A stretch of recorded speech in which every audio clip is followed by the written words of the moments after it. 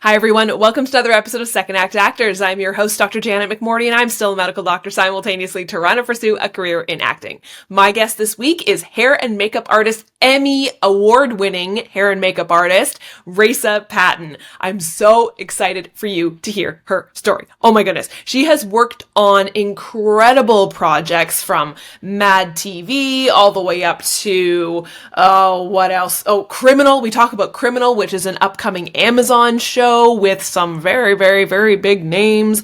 She has worked with A-listers across the board. We talk at length about what you can do as an actor to make her job easier and how she works collaboratively with directors, executive producers, actors, showrunners, everyone to create, as I love talking about, to create the ultimate group project, that creative collaboration that we love so much in this industry. Please enjoy Raissa Patton.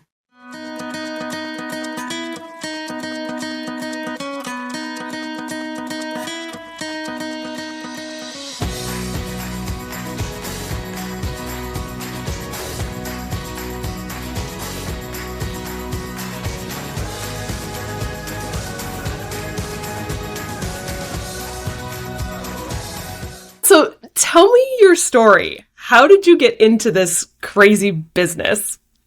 So I feel as though I had very unique parents. I think they were artistic and intelligent, and they both were driven to be writers. I think my father later thought maybe he could write television, but my father doesn't take a lot of notes, so I would tell you that made it really hard for his career, and I think he would have suffered deeply in Hollywood.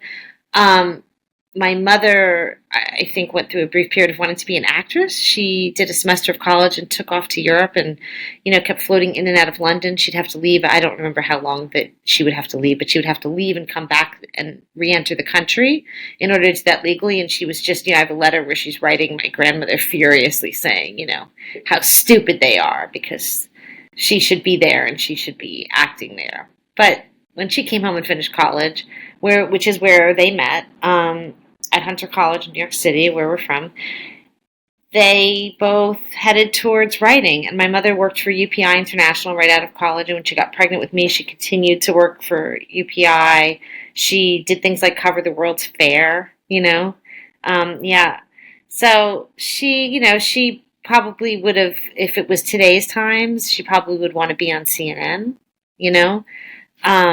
or, some other broadcast like that, I would think. My dad was a little more complicated. He worked in writing, but again, he doesn't take notes well. So he ended up working in advertising, which is sort of like people who don't take notes well ending up doing film, but do commercials, because then you're with this group that you see regularly, but you're only with them for like a little bit. And I think that, for me, that's where I started in commercials, and I really loved that collaboration. But it never felt like enough, and I also felt like creatively the hair wasn't enough. Because most commercials you end up looking just like a regular person. And I sort of wanted to experiment with wigs and making people look very different. And I worked with enough actors doing commercials that I understood how just a different hairstyle could change them, right? So like a silly thing, like you would tease someone's hair up like they were, some mama from Texas, and they would become that. And I became so inspired by that, and I was determined to work in film and television, although I had no idea how to get there. I had a friend's dad who was the head lighting technician at the Met in New York City, and he brought me backstage a few times. And I was wowed, and he kept saying that we should do this and we should get in a union. And he really gave me an idea of what a union was like. And he ended up getting very sick and passing away when I was pretty young. I was like 22. But during that time that he was ill, I definitely had this understanding that because he was in a union, his health care was like amazing. And, it didn't save his life, because unfortunately that doesn't always happen. But I did understand that it somehow wasn't breaking them. Whereas I knew other people that when they got sick, that especially if it was the dad, because I'm just that age where like sometimes the dad really is the sole provider or the the one that you're really relying on to keep a house together, they were fine. And I really had this understanding that was part of this union. I tell you that because this is part of the transition. So now I'm in New York. I'm doing commercials. I'm still working in a salon in New Jersey. I'd experimented with a lot of different things. I'm headed towards my 30th birthday. I know I want to be someone's mother. I create this idea in my head that to do that, I need to be self-sufficient. And how do you do that with the kind of work that I'm doing that's either freelance or in a salon on the East Coast? If it snows, you lose the whole week. You have no income. How do you do that with a family? And, I thought there's like two ways. And I had this idea. It's either be in a union and do this thing that I fantasized about for all this time, or you marry somebody that can help you do that. And that wasn't happening. So that is how I moved to Los Angeles with the goal of joining Local 706, which is an IATSC union that represents hairstylists and makeup artists in the West Coast area. At that time, New York was kind of dry as far as work. There was not very many things happening. I think Godzilla was a big movie that happened kind of right as I was moving. But there wasn't a lot of television. There weren't a lot of studios. There had been this terrible contract negotiation between the AMPTP and the IATSE post the NABET IATSE joining, that basically AMPTP shut them out of work in New York. They had, I realized later when I was here, the contracts, they were very strong. What they got were very strong contracts. But it didn't give them any work. And I would tell you it's maybe what's happening a little bit now is a couple more than one thing, more than that. But we are pretty expensive now. But anyway, so there was definitely a creative portion and a stability portion that brought me to Los Angeles. And ask me another question, I'll get you to the next place. Oh my gosh. As a funny aside, the whole idea about being on the East Coast and snow, as someone, I was just talking to my friend who's a physiotherapist up north, and she's like, yeah, I've had 5 patients cancel so far today because of the snow. And that's such an Nobody interesting. thinks about the direct impact to your life. Nobody thinks about it. That is, yes, 100%. Now, question for you. That is a massive move. New York to Los Angeles. Like, what? How did you do that? Everyone I've talked to, it's like... It was a combination of, Madonna style and grown-up style. So I had a U-Haul, I had a truck. I thought I had an apartment here. It got a little weird, but I ended up getting that apartment. But I ended up crashing with a friend for a couple weeks until that worked out, because the tenants that were there owed the landlord a lot of money. And I was supposed to take over their lease, but they were already behind, and it created a funky situation. But anyway, so I had furniture, and I had a car, and I still owned a place on the East Coast. I gave up my New York apartment, but I had a little townhouse in Morristown, New Jersey, which was like a super convenient commute into the city, and also easy for the salon I was working at, which was in a town called New Providence, New Jersey, also part of that train line that goes through Summit.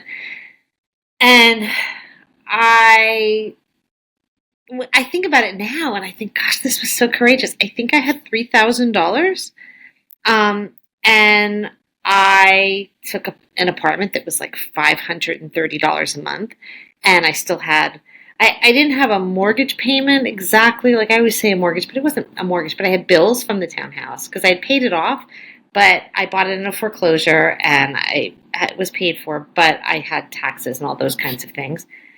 And, it was very complicated. So when you get to LA, remind me, did you have formal training? Like, did you go to hair, makeup, yes. There's hair and makeup schooling? Yeah, I did that. How does that right work? Out of high school in New Jersey. Neat. Cool. And I immediately got involved with just a bunch of creative people. I worked for a man who owned a couple salons, and he opened this big, fabulous salon right when I went to beauty school, and I worked for him. And then I slowly came up on what you call the floor, which is, first doing kids, and then doing blow dries, and then doing all my own clients.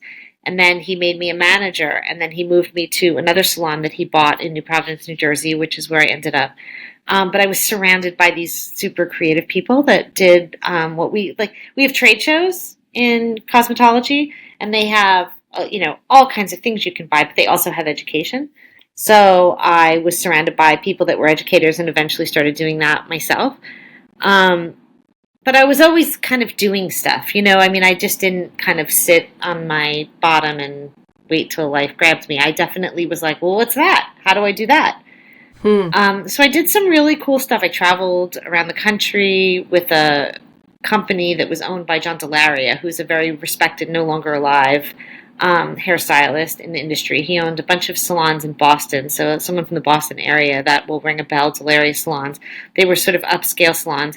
He was a member of something called Intercoiffure, which is like the elite group of salon owners in the United States. And he would often be asked to perform on a stage different hair techniques.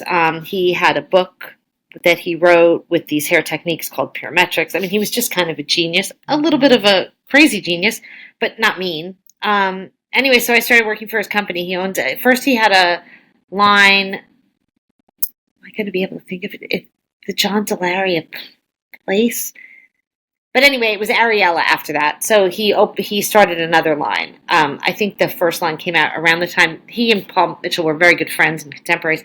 But I think there was too much similarity, and he wanted to do something that was a little different. So you didn't just do or you didn't do just or, you did and. You bought his line and Paul Mitchell, or his line and what was popular then, Sebastian. I mean, now we're talking the 80s, right?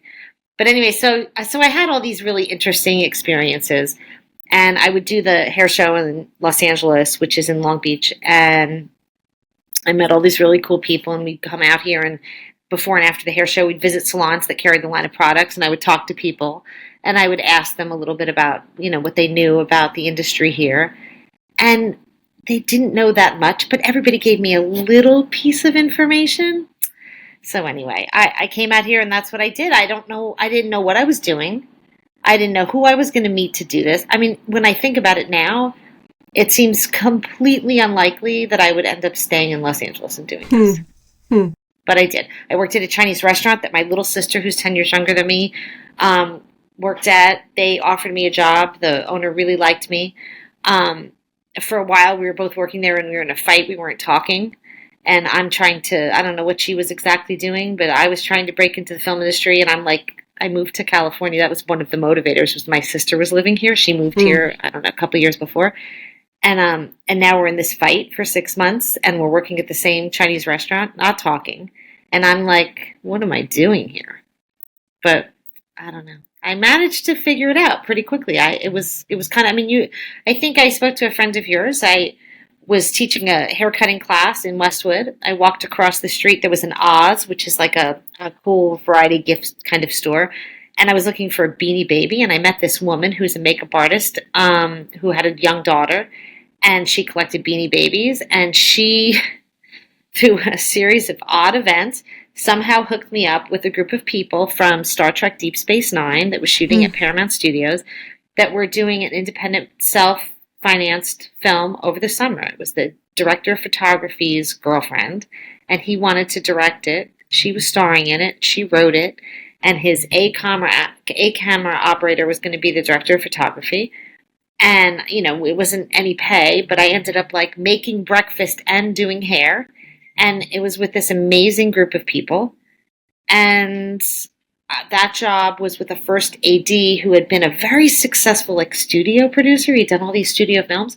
But he had, like people do in corporate America, like a falling down. And I'm sure, it had nothing to do with his skill level. It just is what happens with people. But so I forget what studio, but he like executive produced Cocktail or produced it in some fashion. And I know there were a couple other big budget movies, but now he's like not working and he's a free first AD on this movie, but then he gets the next job and it's a paid first AD and he recommends me. And then those people recommended me. So in that first 8 months, I went from being paid $0 to being paid, a couple $100 a day, which was enough for me to keep going. And I guess my second year here, I got was doing a little bit better. Early 1999, I did a film, and then that summer I did a bigger film that was a bigger budget and paid pretty well. And then the next year I did a movie in Cambodia that Matt Dillon had written and directed. And then I came back to LA, questioned everything, got back together with my boyfriend from the East Coast, got pregnant, thought I should be really moving, and then realized, wow, if I move and he and I don't get along, I'll have to stay there for the rest of my life. And at that time, New York was still kind of shut out of the industry, so I stayed here just so I didn't have a judge forcing me to never leave. To make sure I knew what I was doing when I left. And Matt then got another movie the next summer right after my daughter was born and asked me to do it here. And that's how I ended up getting in the union. Oh, wow. It's so interesting because when I talk to, again, a lot of people in the industry, they have very similar stories to that in the way of, well, I started at the bottom, now I'm here, right? Like, and it's these connections that seem to happen in the most random of places, like Totally. Beanie Baby connections. But I think it just is it goes to show, like, you never know who you're going to meet. And you never know who you're talking to. So I guess, don't be an a-hole. That's really, really, that's awesome. What an incredible story. I mean, it's so silly, really. But it worked out. And that first movie that I did, the makeup artist on that film was the daughter of a makeup artist that was the one that got me on the movie that I did in Cambodia, that introduced me to Matt, that inspired him as a thank you for doing this movie in Cambodia to get me on this LA movie. I think the producers went to him and said, we really liked your hair in this film. It's our favorite hair we've ever seen you in, and we want your hair to be similar to this. Is that person someone you work with or whatever? And he's like, I don't think he would have thought of it himself. Not because he's a terrible person. He's just not thinking that much about his hair. He's, a very serious actor. But he gave them my information, and I felt so lucky to have that opportunity. And it was right when I was at this precipice, like, should I stay or should I go? Is this become silly? I made a lot of money in a salon, and I'd been living for quite a few years without a lot of money. And I was still I would still come home and work in the Chinese restaurant. I loved the people that owned it. They loved me. They would let me go for 4 months and do a movie out of town and come back and wait tables. So silly, but it kept me not fearing the future, having some place to go, not sitting there for 2 months with no money. I didn't even know how to deal with unemployment then. Like, unemployment's very interesting today because, especially for people that do this freelance work, they're always mad it doesn't pay enough, and why doesn't it pay this, and why doesn't it pay that? And it's sort of like, unemployment really wasn't designed for us to go on and off unemployment because we do a 3-month job and now we're getting unemployment. And we do it, and that's it. It is what it is, but it's not really what it was designed for. It's designed for a man who's supporting a family who suddenly becomes unemployed after 10 years. Yeah. Right? Yeah. It's not designed for freelance. I'm not better than anyone else. I'm taking the unemployment too, but I'm not shocked when I hear that unemployment is $450 a week in California. I'm like, yeah, well, there's a lot of people that are getting unemployment every year consistently. That's not what unemployment was designed for. And I'm sure in other states, that's not what's happening. Yeah. That's really interesting to think about, like the freelance economy being so strong out there. Yeah. But so many people, when that's what they're using it for. That's really interesting. I never thought about that. Yeah. That's really, really interesting. And so in LA, when you're building your career and now have built your career, has there been anything that has surprised you about the industry? I would tell you the biggest thing that surprises me is how I would almost say, and I hope I'm not making this number too big, but half of the members of the union that represents the crafts, IATSE, are like, it's like an inconvenience to them. They don't really understand why they're a member of a union. They have this idea that it's supposed to do all these things. It's probably the same with actors, but I don't know. I'm always surprised when people are like mad about things that are happening, as if it's the union doing it to them, not the employer. We would be raked over the coals on a daily basis if it was just up to our employer. And I would tell you our employer still finds ways to do some crazy things. Now, are they all awful people? No. I think, Carol Lombardini gets this terrible press for being this monster. I remember the first time I was on our negotiating committee, people told me she was the first surviving heart transplant donor, meaning she was heartless. Oh my gosh! I was like, wow. But I found her to be a wonderful representative of her group and someone who got everybody on board. And I feel the same way about the president of our union, IATSC, and the vice president. They're like amazing and really understand what we do every day. And yeah, I don't know what this. So that's the biggest thing is like, as someone who worked by herself, as not a member of a union, and did all these crazy jobs, and knew sometimes like I'd do a haircutting class or a hair color class, and I would never get paid for it. I would never get paid for it. So I'm so happy that I have a union that's going to make sure I get paid. And not only do I get paid, I get health insurance and retirement that are made, that those benefits are contributions straight from our employers. Yeah. I don't have to put any money in there. Like I had parents that, they worked at a couple different places over the years or freelance, and they often didn't have insurance. I mean, I remember my sister having like bronchitis that I thought was turning into what could possibly be something really, really bad, like pneumonia. And my mother's like, just rest, you'll be fine. But it was because she didn't have insurance. And she believed she would take her to the doctor and it would end up costing, who knows, $100 or something. And that was $100 less food she was going to have. Which, I feel so lucky that, again, we're going through it now. If you were to get on some of these crew forums, there's a cat trying to come here. They talk about, so yeah, it really surprises me. They talk about like, how can my insurance, and why is Cobra so expensive? And then we have, people killing CEOs of healthcare companies. Oh my God. And they're rejoicing over it, and calling him a murderer, and I don't understand that either, because I'm not telling you I would like that guy, but I don't think we're supposed to be killing people, and I definitely don't think we should be turning our back on our unions. I think we should be as collectively involved as we possibly can. I think you should share individual circumstances that it's quite possible leadership is not familiar with, because again, they're working in an office now. But yeah, that's the biggest shot, because I get to do this really cool thing and not get screwed because I'm a member of a union. I mean, really, I get to do such a cool thing. And if I was doing this cool thing and not doing it union, I know. I mean, I did commercials. I also didn't get paid for those. My sister did a Playboy. I mean, they have money, right? Especially in 1998, they had money. She kind of wanted, my sister's very artistic.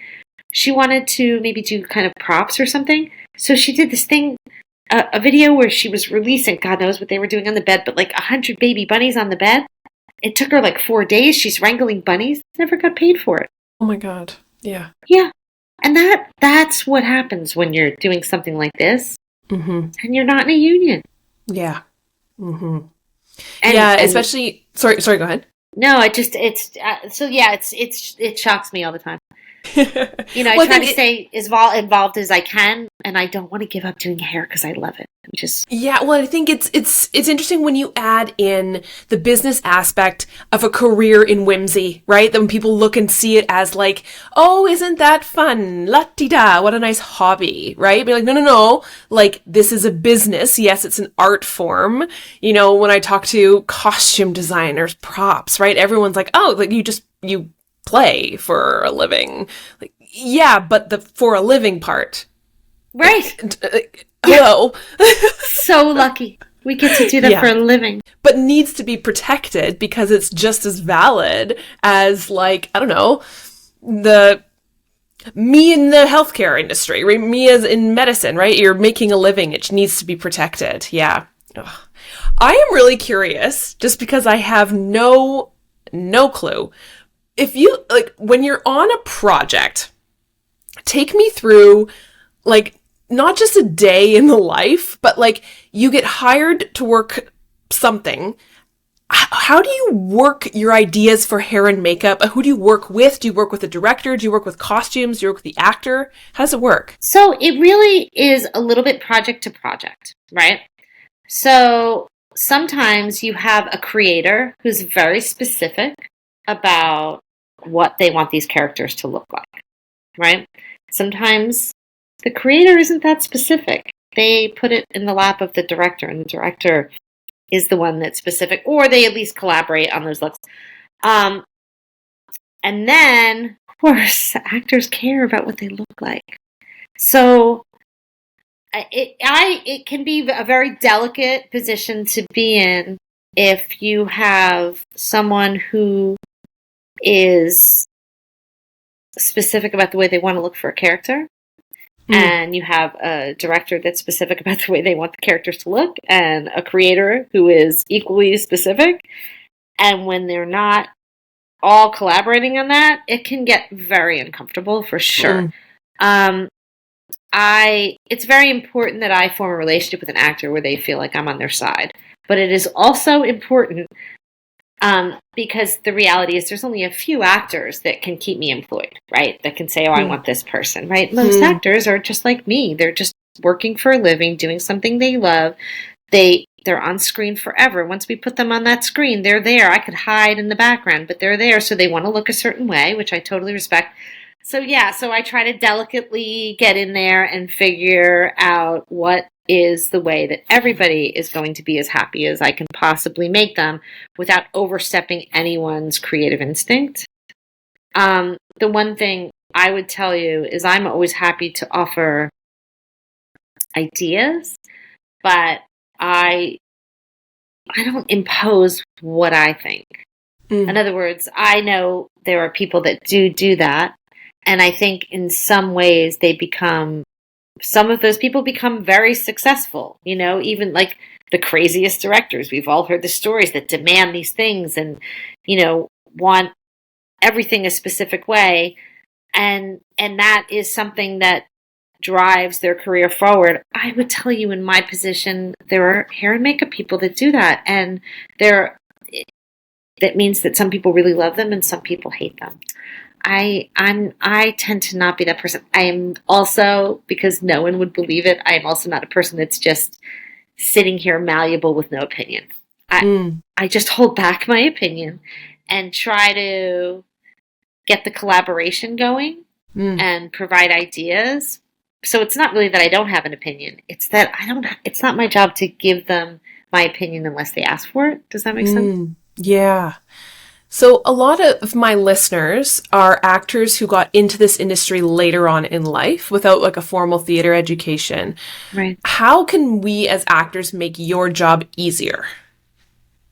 I would always say to come with, if we're talking about hair, you want to come with clean hair. I think we talked about this with Audrey. I think that you should always feel comfortable to reach out. Well, I try to reach out so much, but I want to be honest with you. Like, it's really easy when I'm in prep for a show to reach out to every actor, right? But it's really difficult as you're going from episode to episode to episode, especially when you have a large cast. So I did a show last year called Criminal that was based on a series of books by Ed Brubaker. And each book is sort of a separate story, but there's all this sort of interconnected stuff, whether it's family or friendship or days gone by. Anyway, so we start off and I have a little bit of prep and I'm able to collaborate with all those actors. But once we got to the second block, a lot of the smaller roles, I didn't have the opportunity to reach out. Sure, I had the conversations with the creators and the director as the people were cast, which, casting sometimes comes very late, about what they wanted them to look like. But I think if you have a specific way you want to look, and I can tell you how to do this, because, of course, maybe your representation isn't going to be like, oh, yeah, call the hairstylist. But as soon as costumes reaches out to you for a fitting, just politely ask them if they would send, you'd love to talk to hair and makeup, and if they could send just a group email or give you the contact information, which shouldn't be a problem. But that's the best way. So that's how I got through the second block, because we were doing both blocks for a point. We were doing double up days, which means we're shooting block 1 and block 2 at the same time, at the same day. So I have staff going to 2 different television shows at the same time. And it's like I was swamped. But it helped me so much that the costume supervisor, who was amazing, her name was Jade, she was so amazing. I hope that's really what her title is. I believe it is. She is the person that would schedule all the fittings for the designer and the assistant designer. And when somebody mentioned hair, she would reach out. And it was great. It really helped me. Because, again, on that second block, there was absolutely no way I could have reached out to everyone. A lot of times, also, you end up on nights. It's like, I could tell you, there was one, we did have, before we started the second block on that show, we had this incredible cast for block 2, right? Very famous, very successful actors that I knew were going to have opinions. We did a Zoom with one of them while we were shooting nights, which was crazy, right? And the other one, I saw some conflict happening about creatively what was going to happen with her hair. And I said to one of the EPs, I'm getting really concerned about this because the director wants this.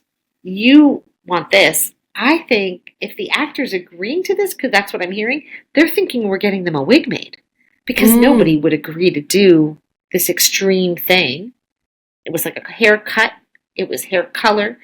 Nobody's going to do that. Right? I'd like to reach out to her. But this has been so complicated. I really need you to give me your support, which she was wonderful and did. And I found myself in a situation where I was up all night. I wasn't shooting nights for that conversation. It was like I had to wait until 1 o'clock in the morning to reach out to her assistant. And then I had to go to sleep after we finally got in touch and talked and set up a time for me to talk with the actress, and because she was in the UK. So then it's like 4 p.m. her time is 8 a.m. my time, something like this. So then I've got to set an alarm to get up for that. Yeah, I had no sleep. It was awful. Oh my God.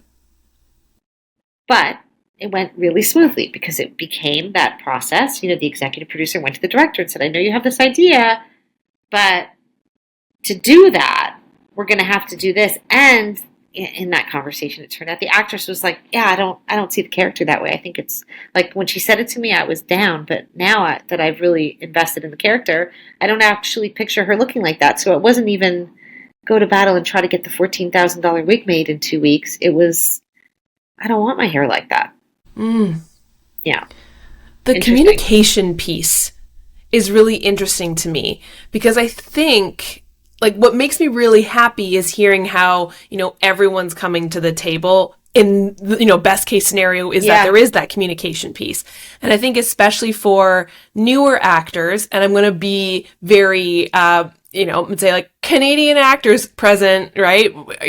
We so much are just like, I know this is an Audrey phrase. I'm happy to be here. I'm easy to work with. I don't want to cause any conflict. I hate everything that's happening, but I'm just, there's so many people waiting in the wings. I don't want to seem, I don't want to cause conflict to the point so that's of why I'm silencing ahead myself.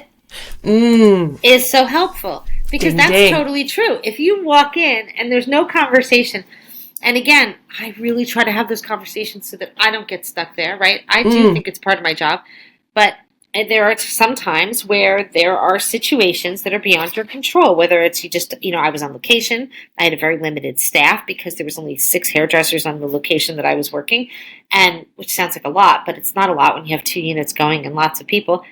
And, working nights and late casting. I mean, all these things come into play. So yeah, I think that communication beforehand is the way to go. I think that advice. Always being open to other people's ideas too, because once you really stick your heels in, I don't know what's creative about that. That's a post for offense, but how is it creative? You know what I mean? Yeah. Yeah, so I think it's really good to kind of be open-minded. And try to see what everybody's seeing.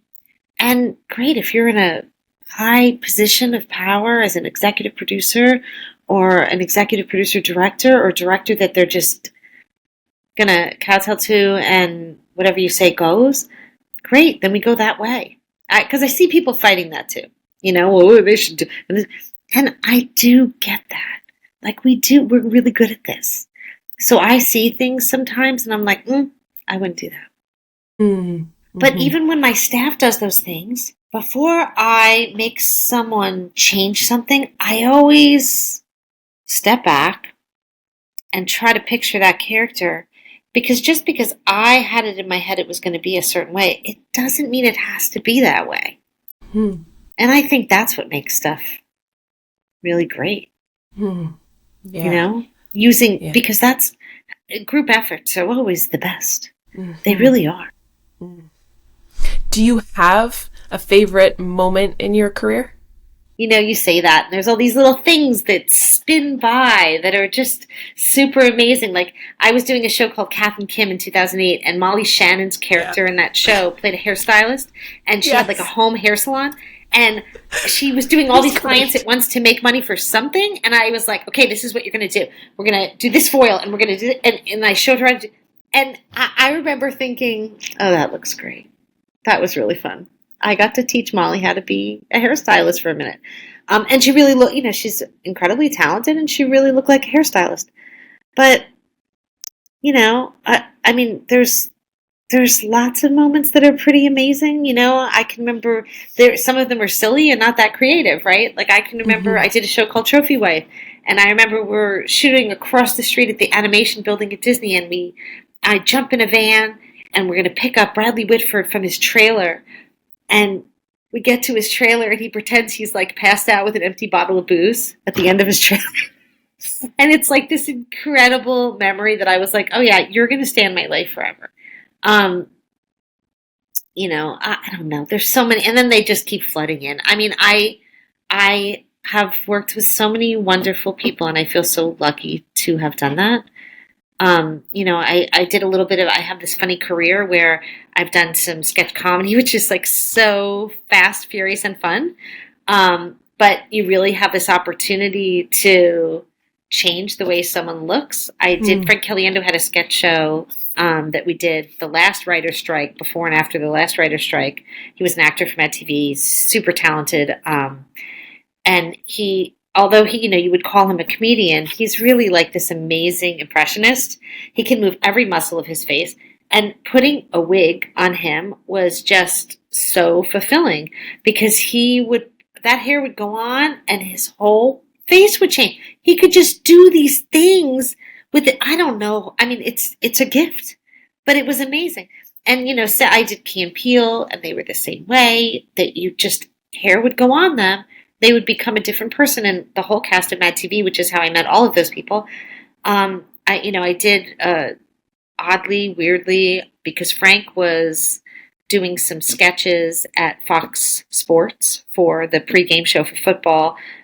Jimmy Kimmel was there first, and Frank would come on, and then Jimmy left, and Frank took over, and then it became Rob Riggle. And I sort of hung around all those years, and that was so fun. I mean, so fun. I even turned Jimmy Kimmel into Jay Leno for the Michael Jackson trial on E. I did it for E, but Kimmel hired me because I would do some little sketches for them many years ago. And Jimmy's like, he's such an amazing person, but he also is like an odd kind of maybe pessimistic when you first meet him, right? Where he was like, and then he put that wig on. He just looked so great. It was so fun. It was bad. It was like when Jay Leno had that dark streak, in the shorter hair before he got this longer hair. Yeah. It was a long time ago, the Michael Jackson trial. But anyway, it was so fun. It was so fun. I could think of a million things. But I will tell you, all those things that are popping into my head are like, turning somebody into something. I just thought of another actor at E that I turned into God. And it was crazy. He's a famous actor. I feel terrible. I can't remember his name. A friend of mine actually does his hair. He was on Community. He's the tall, handsome guy. But he had a show on E. And real quick for Fox Sports, we were going to make him God. And I guess he was going to give some picks for that week. I don't even remember. All I know is he put on like some toga-ish like thing, and I put this crazy gray wig and gray beard on him, and it was so amazing. And in just that moment, and it was in a moment, like he was so tall, I was like, how can I reach this guy? And then he just becomes this funny thing, and then it's over. It was amazing. Yeah, I have a lot of favorite. I really like what I do. I really do. It's so obvious, and it's so funny. Like, I talked to just recently, we have a show up here in Canada that's been going on for 18 seasons. It's called Murdoch Mysteries, and it's a period show. It's like, and I talked to the costume designer, very similar thing, right? There's something about putting on a costume that just changes the way an actor acts, and suddenly here is the character. And like the same with hair and makeup. And I can only imagine, I've had one experience wearing a wig. I was doing stunts for, again, a period piece, and they put a wig on me. And I was so shocked at how transformative it was. There's like a weird, I don't even know, like a weight to it. And like this is going to sound so corny, but almost like a privilege to it. Or you're like, okay, like now I'm a whole other human. It was a fascinating experience. Yeah. Do you find, this was actually a listener question, but are you doing more wigs on people these days? I do feel that a lot of people are wearing wigs for their characters. And, I guess that would be a question really for an actor who has the privilege of being able to say, I want to wear a wig for this and the production's going to pay for it. But I would tell you that I think there's a combination of things. I think there are some people that just want to preserve their hair, right? Mm-hmm. Because they have this idea that so I'm going to tell you as a hairstylist, I don't think that makes sense. I don't think it preserves your hair. I think there are things about putting a wig on that are hard on your hair. Mm-hmm. And I think there are things about doing your hair that are hard on your hair. And I don't think one is better than the other, but this is when that does make sense. If we're talking about a period hairstyle that you're not going to live in your life, right? Yeah. That's going to be a set of some kind of hot iron every day with teasing and spray, makes perfect sense to turn that into a wig. Mm-hmm. But I'm trying not to say someone's name. It sounds so critical of them. But when I see some regular people on TV that are wearing wigs for characters that just look like their own hair, mm-hmm. It doesn't make that much sense to me. And I don't feel that that's preserving their hair. In other words, you put clips in your hair every day. It's, how many times have we heard about people that get breakage from a ponytail band? The mm-hmm. clips that you put on for wigs. Now, I'm not saying they're going to break your hair. That's not what I'm saying. I'm just saying that needs to be done thoughtfully and carefully and conscientiously. And same thing with styling someone's hair. And I think you should make that decision not just as your decision, I'm going to always wear a wig. I think it should be based on what the work is and what the hair is. Mm-hmm. And if protecting your hair is the goal, then that was an example of how I could see that choice being made. Now, if just looking very different because you are, for instance, like Gary Oldman, who has always chosen to look so incredibly different mm-hmm. for roles so that he can not be the person you see, that's just an incredibly creative choice. I can't wait to be along for the ride. I don't know if you saw Colin Farrell in The Penguin. Oh my God. Yeah, it's like amazing. He's unrecognizable, but he can be unrecognizable mm-hmm. because he's Colin Farrell. Not everybody should do that, right? And it is interesting how I have seen quite a few actors that give amazing performances, although I'm not particularly familiar with their name, but I'm watching them. I finished Presumed Innocent last night, and the DA in that, it plays the husband in Handmaid's Tale. His name is Initials, right? And I love that I heard him, and I was like, I know him. He's in so many things, by the way. It's not just that. That was just the quickest, easiest. I'm like, I know him, but I couldn't put my finger on it, and I had to pause the show and figure out, how do I know him? And I'm like, oh my God, this guy is really amazing. And if you just saw The Handmaid's Tale, you might just think he's just a guy. Mm-hmm. I think the guy that's getting the more attention is, and again, I'm terrible with names, but the guy that she sort of had the affair with when she's a handmaid, right? Oh, yeah. Mm-hmm. Right? That is so this is the guy that I think is getting all this attention. I don't know why I can't think of his name. He's got a very famous last name.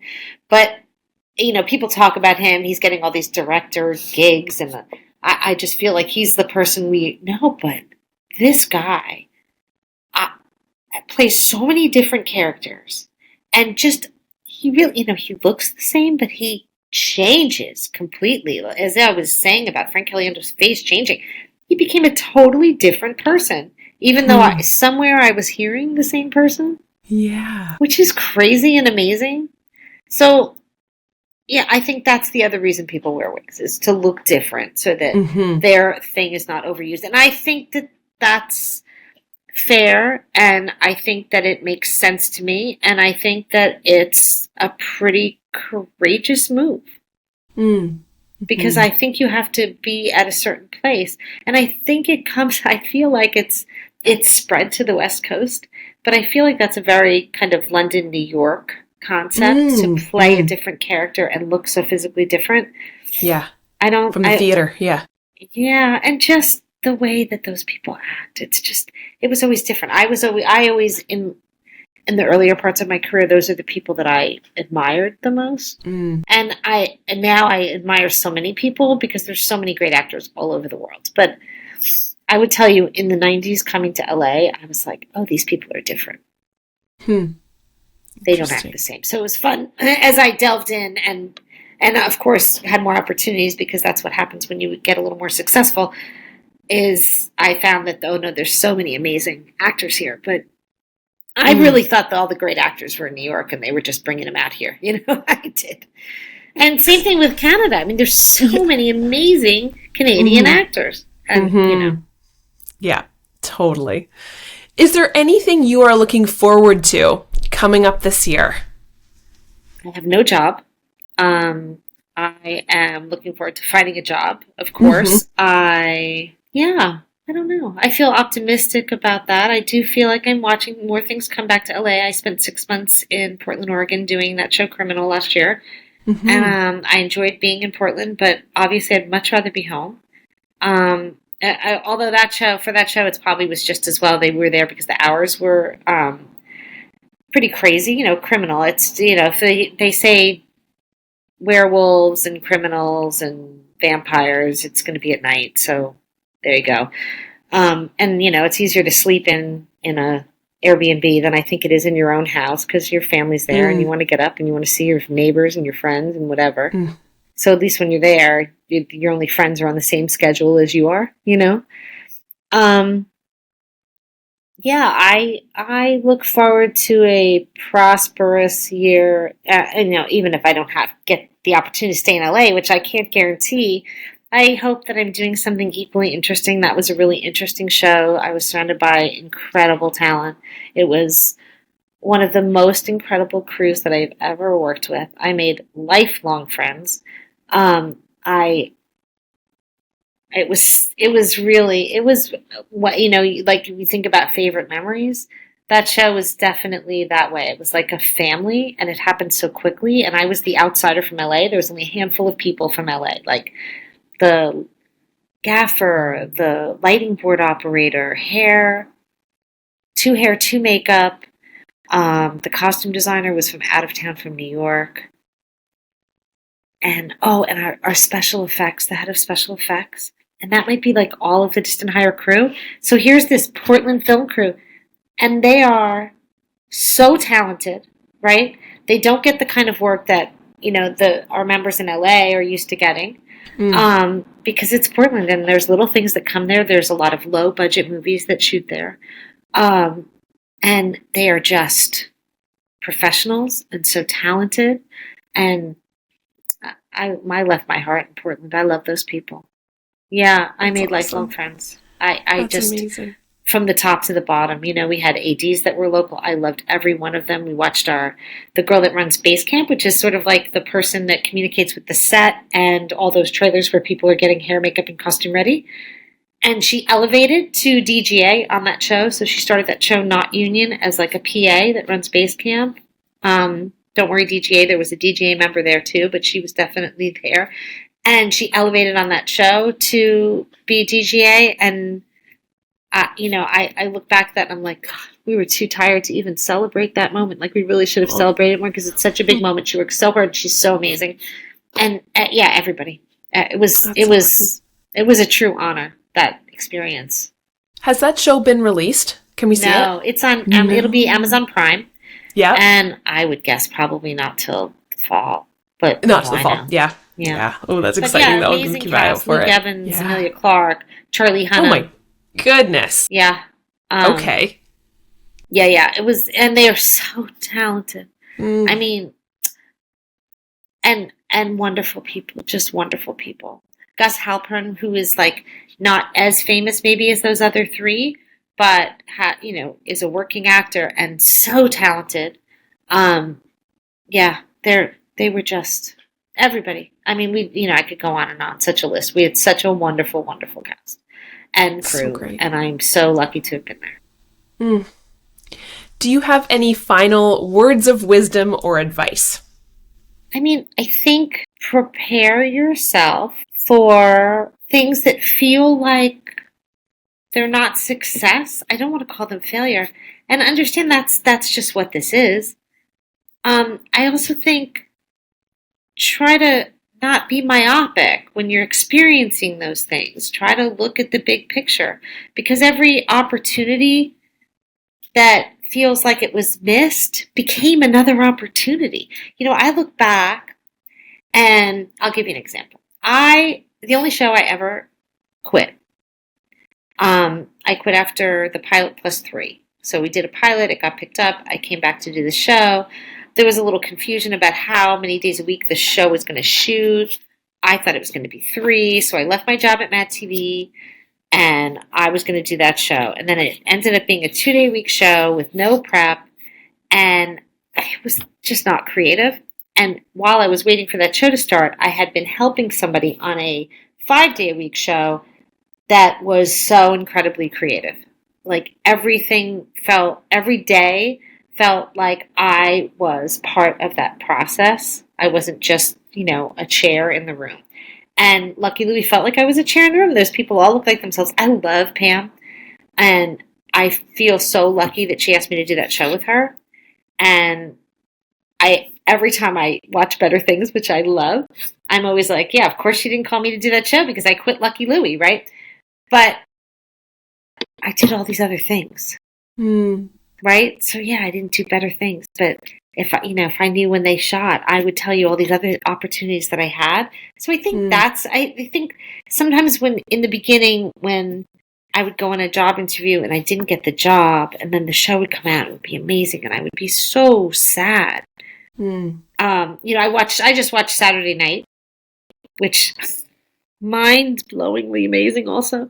Different, but mind-blowing. And I thought, oh, God, this is amazing. I have a friend who's a producer, but really a filmmaker. He's a Second City guy, kind of wanted to be an actor, and then went more the production side. He just did this absolutely mind-blowingly amazing documentary on an actor who, while he was doing the documentary, while he was editing it, he passed away. It's called Siegel. It's about George Siegel. Look for it. It'll blow your mind. Even now, I think you might be able to find the trailer online, or I can send you the trailer. It's really amazing. But I start texting him, like I pausing Saturday. I'm like, oh my God, have you seen this? And I just feel like there's so many opportunities like that. And there'll be another one. But just keep going and set yourself up so that you don't spend too much money. That's another thing people do. They live based on their paycheck. Your paycheck might be huge, but it stops. So don't live like that's your paycheck. Even if it's your paycheck for 18 months, don't do it. I know it's really easy to do, but don't do it. I see so many people do that, and then they go through not this, what we're dealing with now is extraordinary circumstances, but ordinary circumstances have found to be years that are slower, shows that don't require as much additional help. So a lot of hair and makeup people survive by doing all those people that set the stage for the actors that are in the background. They do amazing work. They're not less talented by any means, but that's just how they live, whether they have small children. Sometimes they're a little bit older and it's just easier for them to work less days in the week, not 5. But you have to be prepared for all those things. I think that you just really should be mindful. Zoom out, try not to be myopic, and look for the opportunities. There's going to be free things to do. We're doing art. This isn't supposed to be get rich. It's not. Don't compete with studio heads for your paycheck, because that's a losing battle. If you want to be a studio head, go be a studio head and you'll get that paycheck. But I think that's a silly comparison. Why can't I have this? They have that. Baseball players too. They have that. That's great. So I think it's about expectations. I think you should really do this. I think it's really hard. I think you work stupid hours. I think you make weird sacrifices sometimes. In certain positions, you can't go do things. There are times that I've literally not taken a job because I know I can't, because I have this very important thing and I have to leave for, so I can't take this job. And I think you have to live with that. That's what this is.